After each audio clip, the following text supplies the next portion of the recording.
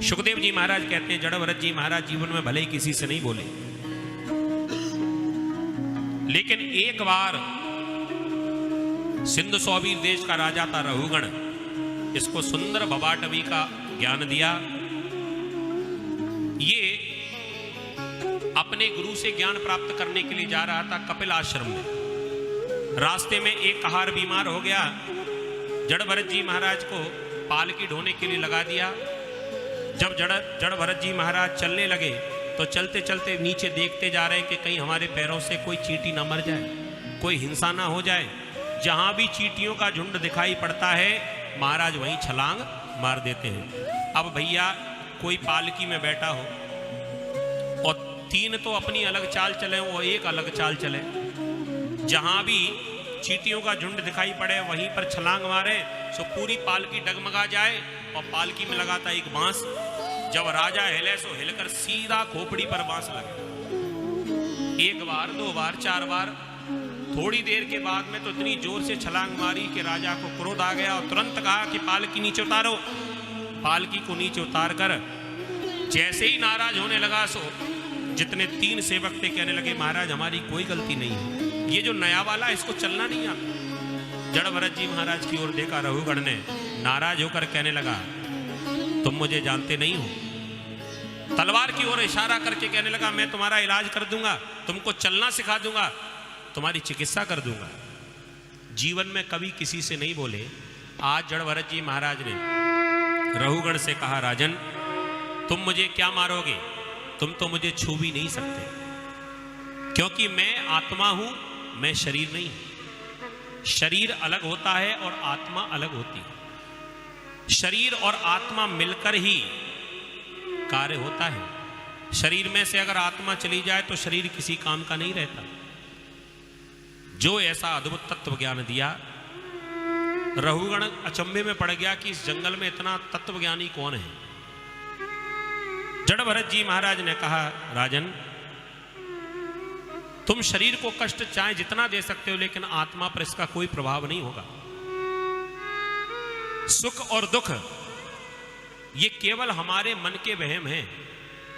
हमारे मन को जो अच्छा लगता है वह सुख बन जाता है, और हमारे मन को जो बुरा लगता है वही दुख बन जाता है। समझ लीजिए, ये सुख और दुख क्या है।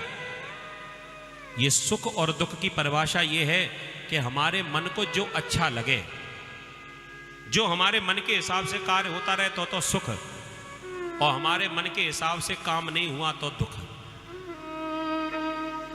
जैसे दो व्यक्ति चुनाव लड़ रहे थे, दोनों ही प्रत्याशी खड़े हुए हैं चुनाव में, और दोनों की इच्छा है कि हमारी जीत हो जाए। सबके घर जाकर और खूब हाथ जोड़ जोड़ कर निवेदन किया, बाबूजी बहन जी हमारा ध्यान रखना, हमारा। दोनों ही कर रहे हैं, और जनता ने भी जाकर वोट डाल दिया। अब जिसकी जीत हुई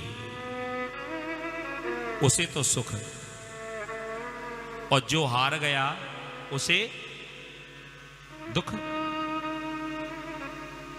तो जो जीतना चाहता था, जीतना तो दोनों ही चाहते थे, और जो जीत गया माने उसके मन का कार्य हो गया, तो जो मन के हिसाब से काम हुआ वो तो सुखी हो गया, और जो मन के हिसाब से काम नहीं हो पाया तो वो दुखी हो गया।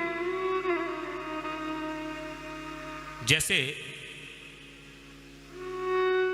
घर में दो भाई हैं, और दोनों ही भाई चाहते हैं कि ये संपत्ति मुझे मिल जाए, और बंटवारा हुआ, और बंटवारे में ऐसा फैसला हुआ कि ये इस भाई को मिलेगा, ये इस भाई को मिलेगा। तो जो